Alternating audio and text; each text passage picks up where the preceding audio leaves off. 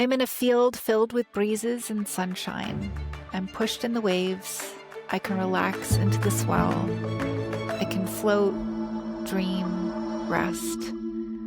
The flow is rhythmic and natural and will carry me through the day. Welcome to Crazy Beautiful Truth, hosted by Sheila and Laing. I'm here with Laing Rikkers. And Laing, I'm so delighted to have you here today. Thank you for making time for this. Thanks for having me. It's great to be here. I wanted to start by really honoring your book that I have just finished reading, Morning Leaves, Cultivating a Life of Beauty, Meaning, and Joy. And this is about to come out in second edition, correct? That's right. And Yep. when's it released, Laing? It comes out March 17th. Tell me about bringing this all together. Well, a little bit of the backstory is I wrote the poetry during lockdown in the pandemic. I was grieving the recent death of my younger sister, which had been really unexpected. And I'd started writing, and what came up and out were botanical metaphors in the form of poems. And they were so visual in the way that they had been written that they begged for some sort of art to accompany them. And so it turns out I turned to Google, and there is something called the American Academy of Botanical Artists. Who knew? And they have a beautiful website, and on their website, they have thumbnails of all of their members' work. And it was COVID and I had time. And so I went through all of them. And one really stuck out to me. It was Kelly Leahy Ratting. And what I loved about her work was that she not only could do beautiful flowers and sort of the pretty images, but she also included the dried up leaves and the roots and the thorns and some of the darker, harder, sharper elements of nature. And there were elements of that in my writing. And so I thought it was a good fit. And I reached out to her and said, have you ever illustrated a book? And she said, I have. I said, would you be interested in seeing mine? And she said, yes. And so it's just been a pleasure working with her. She's really exceptional and so talented. So I was very, very lucky. She really does. And there's such a nice alignment between the simplicity of the image that she puts on a page. So I want to back up a little bit because you mentioned your sister, Jenna. I did. And her very sudden passing in 2019.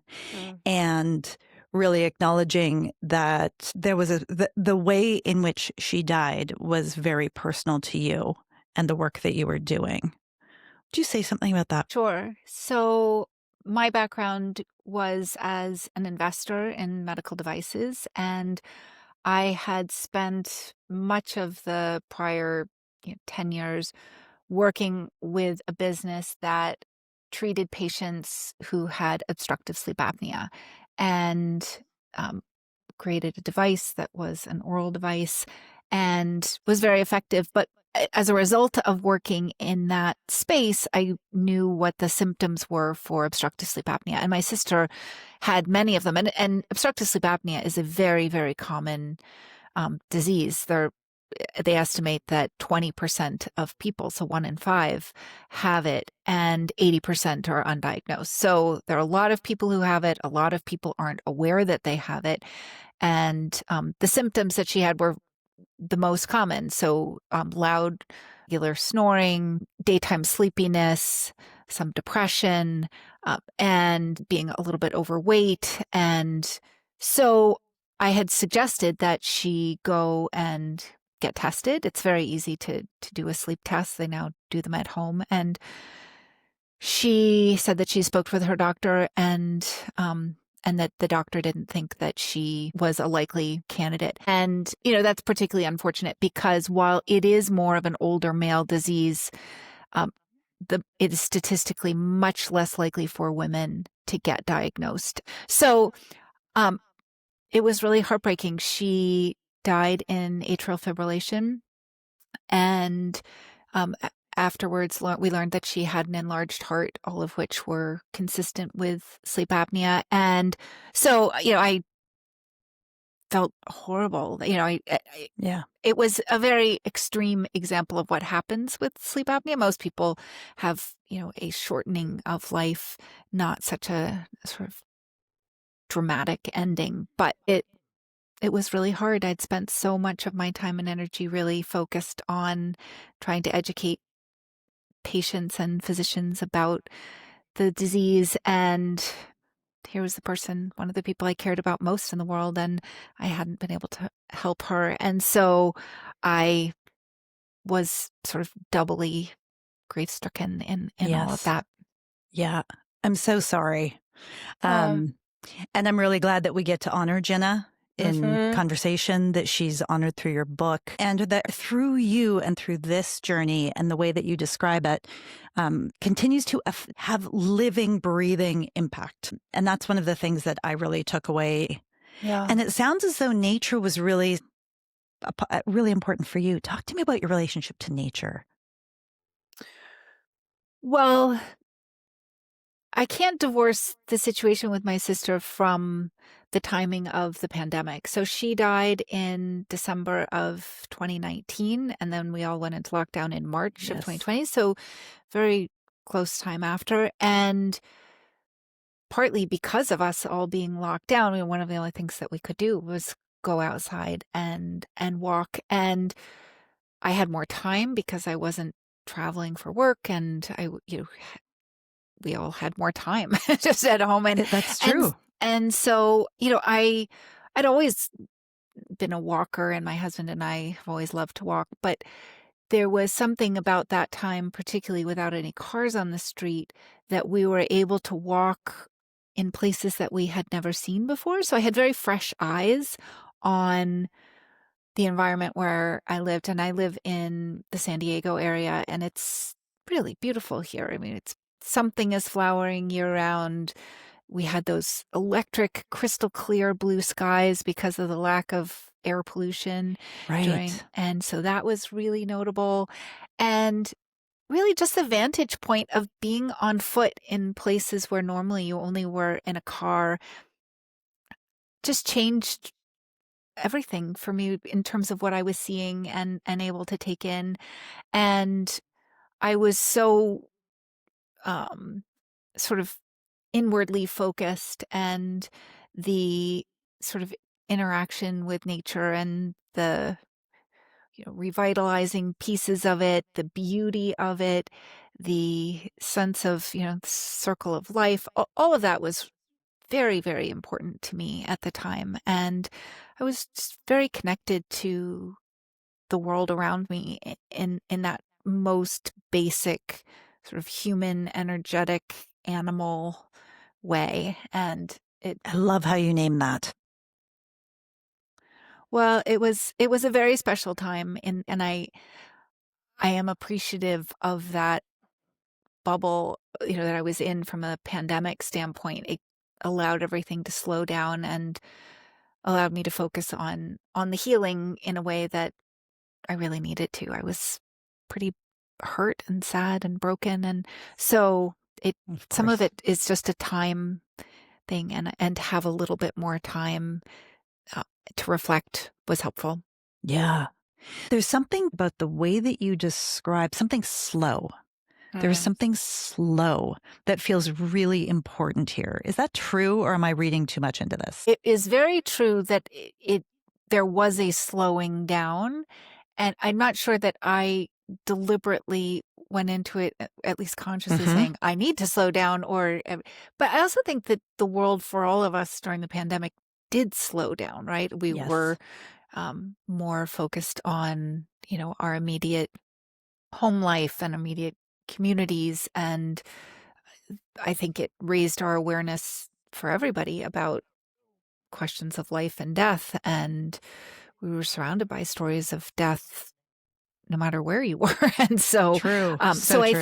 I think that we all took a pause. And I think that was one of the positives of the pandemic. I think it allowed a lot of people to recalibrate and also rest in a way maybe that they hadn't had a chance to before. So there was a slowing down, and it was a helpful thing, and I very much appreciated it. And I was also making time to slow down and space for this kind of reflection. I read, I mentioned in the epilogue of the book that I read Julia Cameron's The Artist's Way, which I had never made time for before. I was aware of it for many years, but I diligently went through, it's a 12 chapter book, and she has reflective questions. And probably the most important thing from my standpoint was that she suggested doing something she calls morning pages, which is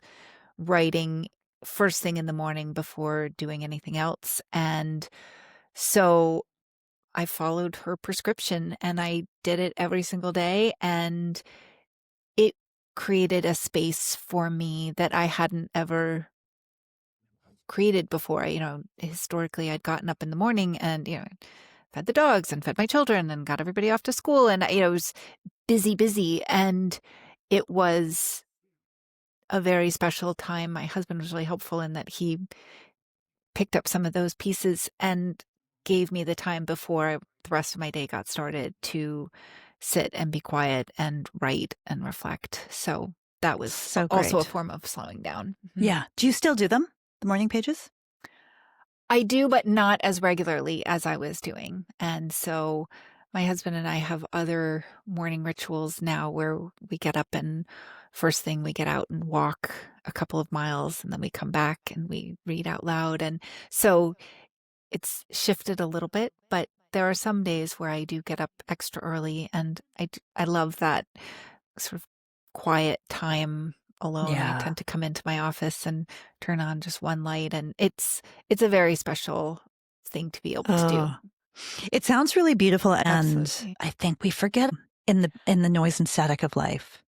100%. I think I know for myself, and I put it at the end of the book, the things that they're sort of motherhood and apple pie from the standpoint of course, we should all be sleeping well. That's really Yes. important, for instance. But I think that we forget how important it is. And so I have sort of a mental checklist that I included in the book, just that I refer back to when something feels off kilter or I'm feeling anxious or whatever emotion I might be having. If I check back on that, it's about sleeping well, it's about eating well, it's about connecting spiritually or being grounded that way. Am I writing? Am I talking out my problem? All these kinds of things that if I check back, usually at least one of them is a little bit off, and it allows me to Yeah. self-correct and take care of myself better. And when I take care of myself, then other things flow better and the people around me are in better shape, and I'm better prepared and energized to be able to help them. And Yeah. so So good. I loved reading that list and being reminded, to your point, these are simple things if only they were easy to hold on to. I don't know why it's Right? so hard. We need to get back and make sure that we're taking care of ourselves, because that whole self-care, self-reflection, self-expression is the core of our resilience and allows us to be there when things go wonky, and they go wonky. And, Uh-huh. and so, we need to be on an ongoing basis investing in ourselves so that we are prepared and so that we can, support both the people, immediately around us and our communities in a wider sense. We look at all the help our culture needs right now, but So true. we need to start at home, as they say. Yes.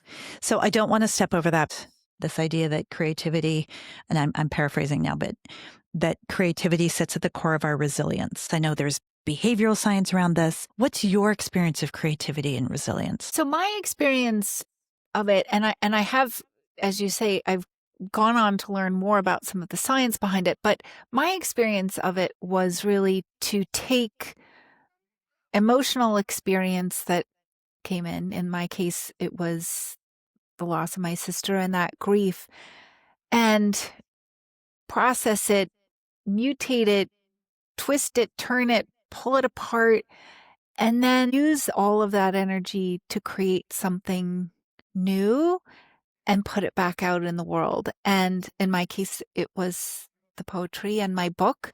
And it allowed me to process it and make good of it. I think it's part of how we make Uh, meaning of things and how we can metabolize it and allow it to help us grow and move forward. mhm. I love that word metabolize. That's one of my favorite words when I'm talking about emotional fluency and my work in the world. Okay, so I have to mom. I have to call out your daughter's question to you because I've got one of those. Tell me about being sort of confronted by your daughter. So the book opens with a story of my daughter saying, "Are you really going to write this book? Like you said you're going to do a lot of things that you haven't done. Are you really doing this?" And it was such a stark wake-up call to me about what kinds of commitments I want to make and seeing things through. And as you said, she was not saying it to be mean or to be rude. Mhm. She was really just in her 16-year-old way saying, "You're saying this, but do you really mean it? Are we really going down the path of you writing a book? Or are you just making noise?" And there had been other things that I had made noise about and hadn't happened. And that accountability was really helpful to me. She can't stand that I included in the Oh, book. oh, sweet She's, girl. Yeah, I know, I I get know. it. But it was, but I go back and tell her all the time, like, no, that was really helpful. Like, I really appreciate that you held that mirror up to me and said, you know, A, be true to your words and be really careful what you say because that matters. Mhm. And if you're going to do it, there's going to be a certain amount of courage and bravery and tenacity that it's going to take to see it through. Do you have that in you? And so I found it to be a very important part of the story of creating Yep. the book. And the second edition talks more about the transformation that I experienced in creating the book itself. And there was, the initial writing that was an important and helpful process for me. But but then the actual getting it out into the world is a completely different endeavor. And there were a lot of moments along the way where I really had doubts and questions and somehow the universe kept dropping little breadcrumbs that I would have a doubt and something would happen. I'm like, oh, I guess I got to keep going. And I kept going and kept going. And on some occasions it was the words of my daughter and there were other things that came up along the way. But it's, it's a big deal to put one's art in the world. And I had never experienced that. I had come out of, 25 or 30 years in corporate America, and Right. I had not been an artist or a writer, and I had not put things out, and I had no idea how vulnerable artists feel when they put their work out and feel judged and exposed. And there was one woman who read the book at one point, and she goes, "Oh, it feels like I read your journal." And it sort of took my breath away. I was like, Oh, "Oh, wow." And okay. Can we pause on that for a moment? yes, That's of course. so interesting. Mm. Tell me what was the end? Like, what did that do to you? Well, by the time I had that particular conversation, the book was already out. So Yeah. I was at a point of no return at that point. So Yes. thank goodness, so that might have given me more pause. But I I did find that it probably. Well, I don't know. The whole experience of who to share it with and when and what kind of external affirmation and confirmation I needed versus my own internal, all of those things wove together and they would ebb and flow. So some days I was just sure that the world needed to, hear these messages and that it was really not even coming from me, that I had sort of channeled some of this from somewhere else Yes. and that was my role, was to help get it out there. I think more than anything, that was my experience of it. And I think Kelly was so um, convinced as well that it really was worthy, and having her as a partner in it, and Yeah. particularly her beautiful art, that helped a lot. But it was not an everyday, I was 100% sure marching forward. There were times that I really questioned, why am I doing this? And what am I hoping to gain from this? And where is this going? And I learned a lot about myself in the process of bringing it into the world and sharing the story with other people. And, I had a lot of questions about, was this my story to tell? And what should I reveal about my sister? And how did the rest of my family feel about it? And there were a lot of layers So to many. the decision. And, ultimately I'm really very happy that I have, and my family is happy, and her daughter, she had a young daughter when she died, and um, she's thriving and doing great. And I think it's been nice for her also to see that her mother was important enough to have a book written about. And Yes. so, as we said, a lot of layers. There's a vulnerability hangover that can happen anytime we've created something, made something, released something, let somebody in on something. And so I can imagine some people would say, wow, I just feel like I read your journal and I feel closer to you and I feel like I understand you better and I see you, right? There's that level. And wow, I just feel like I read your journal and I didn't need a load of that. And everything in the middle, right? Absolutely. Um, Absolutely. Well, and what's been interesting about the poetry, and I think was ultimately part of, I'm not sure I could have named it beforehand, but I think it was connected to why I felt comfortable sharing it, is while for me, every poem is very particular, right? It's about something I was thinking about a particular experience, about a person, about a reflection of myself, or whatever that would be. The way that it's written is much more universal, and it's metaphor, and it's using trees and other kinds of, flowers, and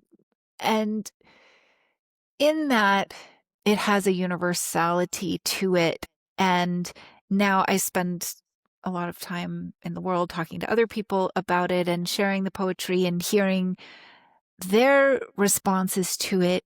And the magic in it is what people tell me they see, and how they see themselves in it. And a lot of times very differently than the way that I had the way that I had written it. But it's a perfect mirror for it. I just had a long conversation with somebody. They read the entire thing through the lens of menopause. And it was, I know, and it was brilliant. They were absolutely right in all of these various experiences and viewing of self and changing self and all this. It was extraordinary the way that they put that together. But it wasn't the way that I had written it. But they are, of course, also right. It Also is right. yes, and so that's been the magic for me in putting it out there, is that it is outside of me and beyond me. And I think that also is part of what reaffirms this notion to me of I channeled it from somewhere else, that it really isn't about me. I mean, I just happen to be the translator. How I think about that is that it is about you, and it plugged you. The parts that are about you are the plug-in to the more. Yeah, that's a better way of saying it. I think right? that's right. Yes. Because I don't want you to step over the importance and criticalness of your role. And for the listener who's looking and considering and wondering about doing something brave, that bravery is the threshold. There is the initiation into the willingness Um, I thought a lot about Brene Brown and a lot about vulnerability, yes, and her words were very much in my head in some of those moments where I thought, mhm, "Oof, can I be vulnerable and not gloss it up and not yeah, make it look pretty?" And that I thought, if I'm gonna do it, it has to be as raw and open as I can make it, and not, my inclination, I think many of our inclinations is to smooth the edges and, make ourselves, sort of the way we do on social media, sort of, oh, I picked the best yes, picture. I picked the best.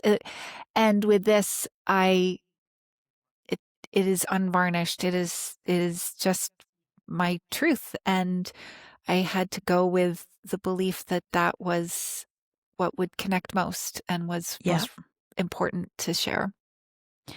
So one of the things I appreciate with respect to both the human experience and the way that you capture it is that you have moments of ease and moments of tension, as any good story does, right?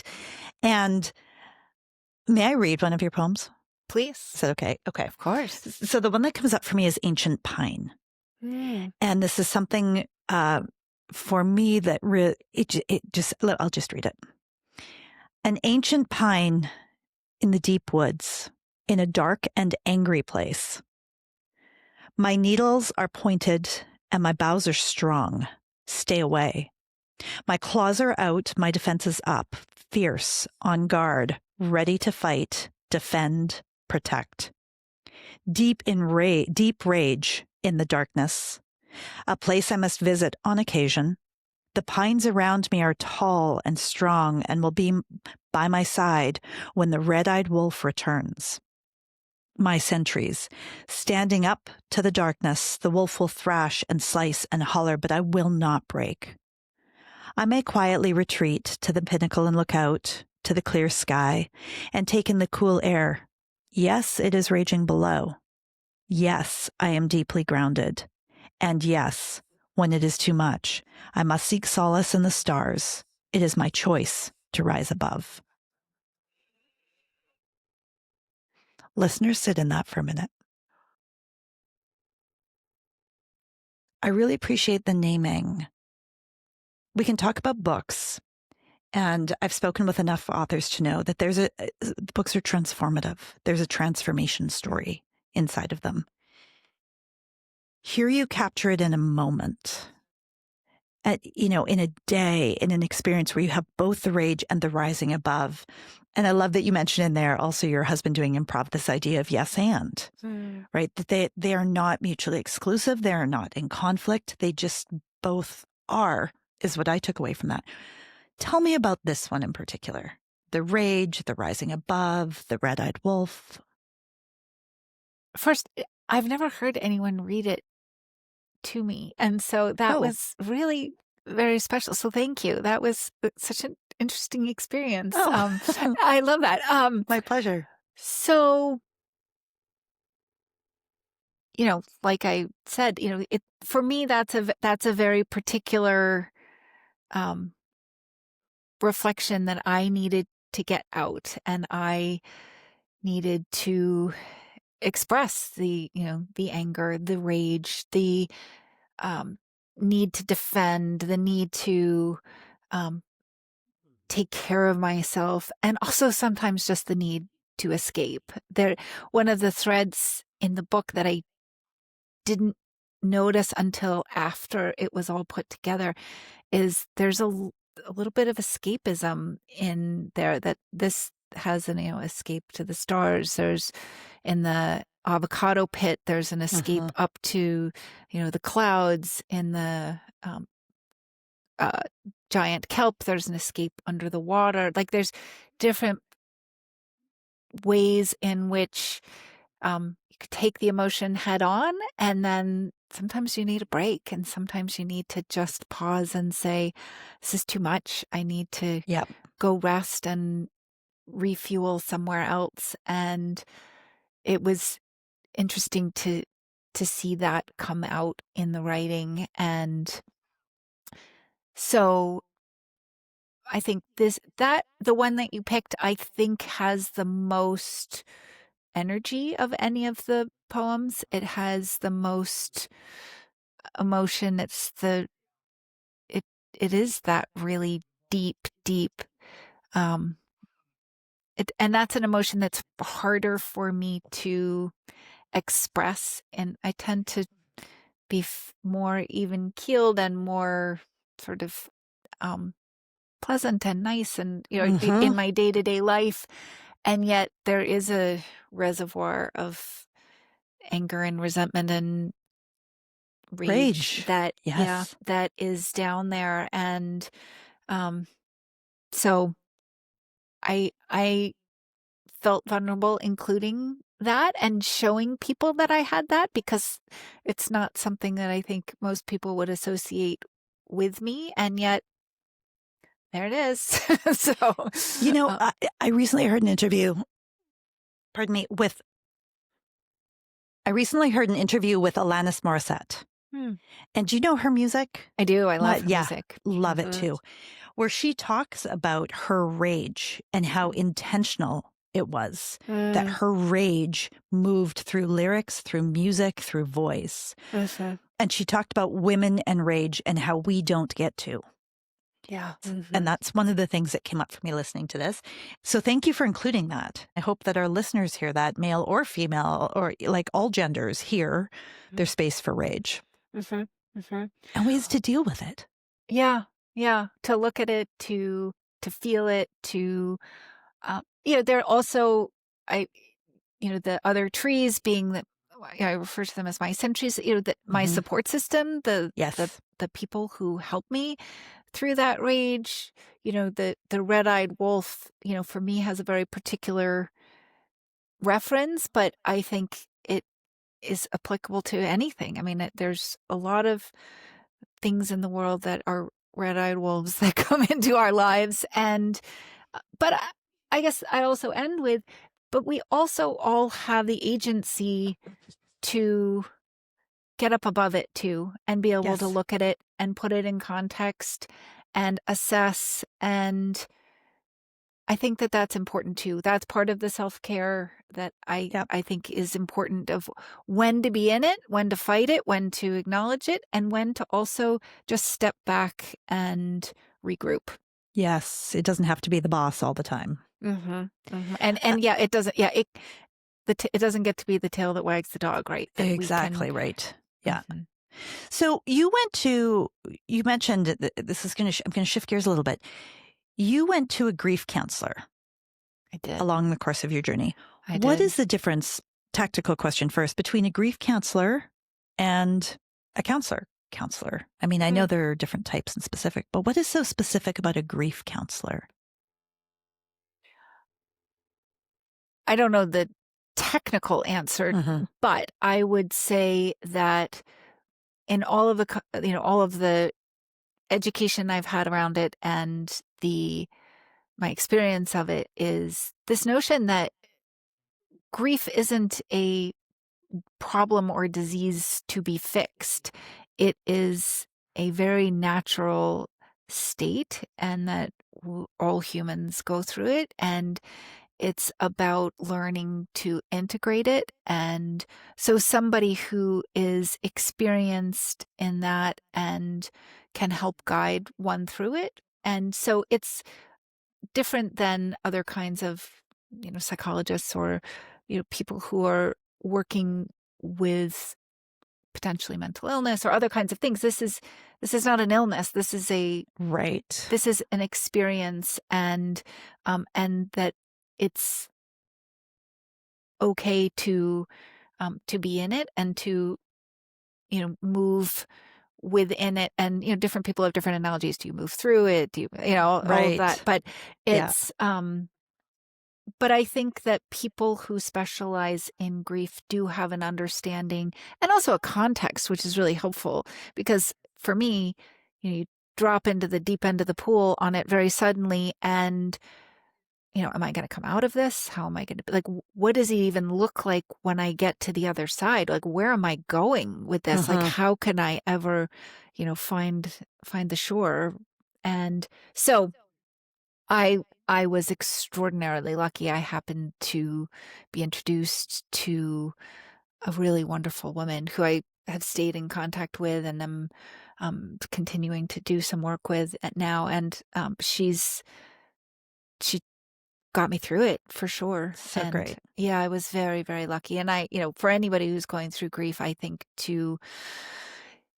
you know, finances allowing, I think it's really worth the investment. And it's minimally to have somebody to be able to talk to, I think is Yeah. critical, and somebody to listen and to know that you're not alone and that you're not isolated. I think that's probably the most. I now lead grief workshops, and the most consistent thing that I hear is a sense of isolation and loneliness that people, and thinking that what they're experiencing, um, of course, it is unique to them in that it is their own experience of it, and yet there are many commonalities that people find helpful to understand that other people are going through something similar.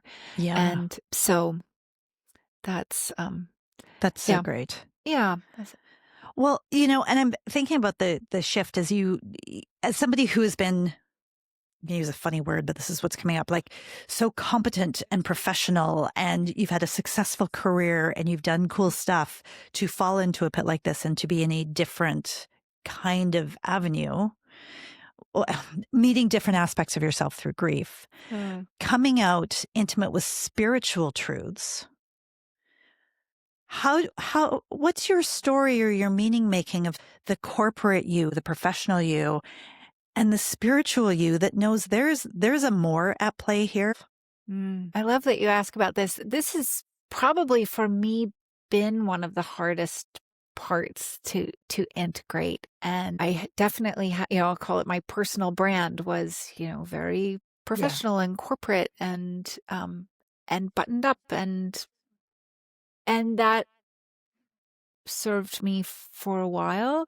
Although the people who worked with me knew that, you know, we used to joke that there was a little hippie inside of me just dying to get out. And so, Yeah, I so love it. it was always, there were elements of it always there, but I really didn't have a way to express it or integrate it. And there were a lot of expectations and a lot of things that hemmed me in um, from the full expression of it. And now at this part of my life, I'm leaning more into that. And I'm still using the corporate skills that I have, and I'm advising a number of small companies. And I love working with them, and I love being able to utilize all of the education and, all of the good, the bad, and the ugly of things that I learned in my corporate and private equity life.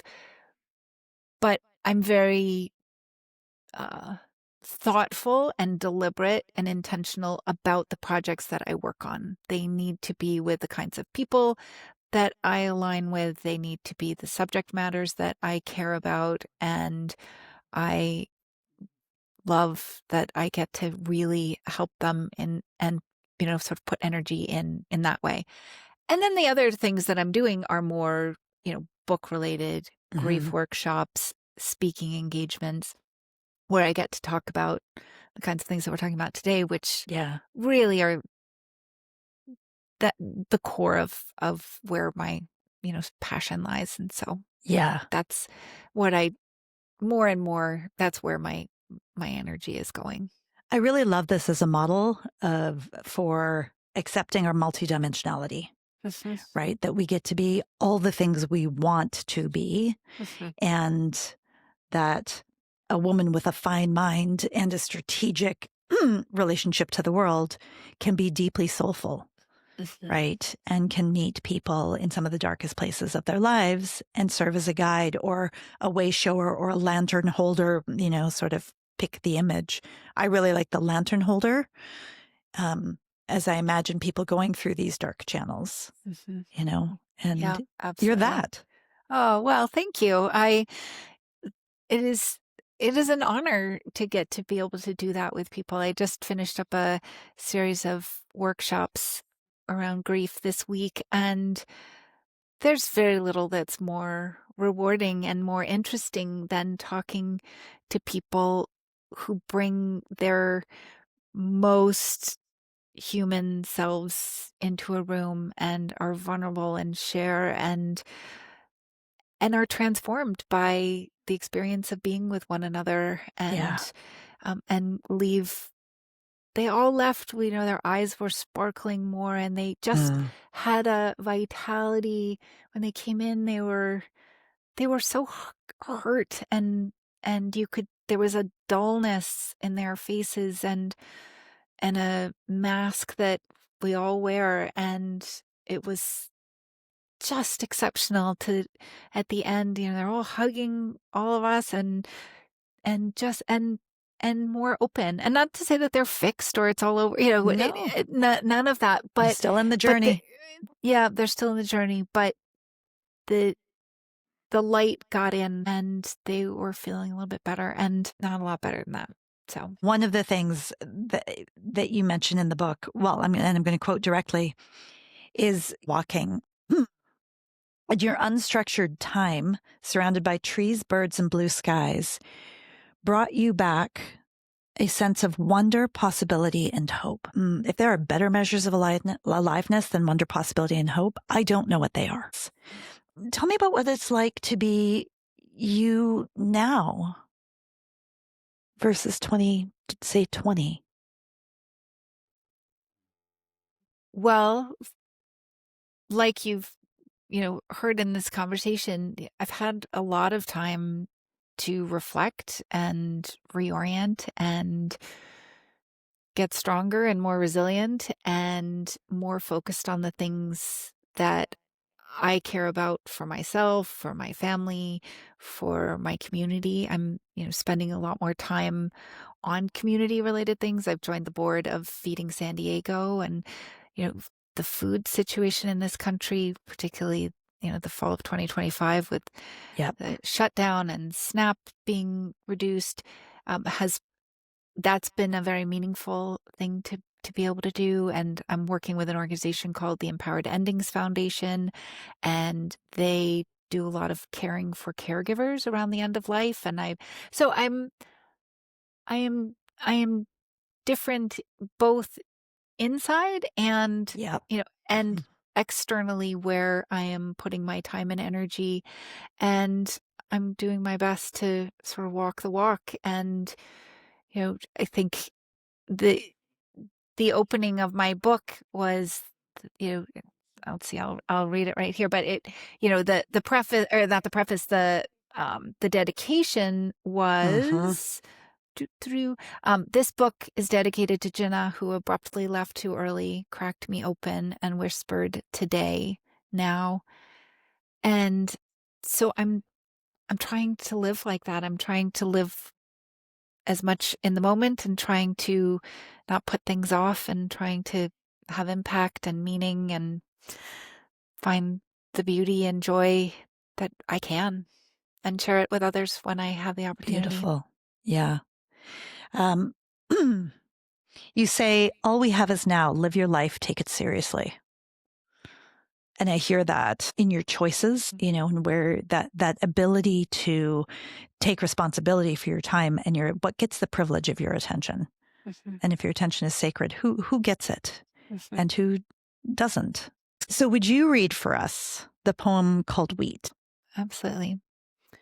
Wheat. I'm in a field filled with breezes and sunshine. I'm pushed in the waves. I can relax into the swell.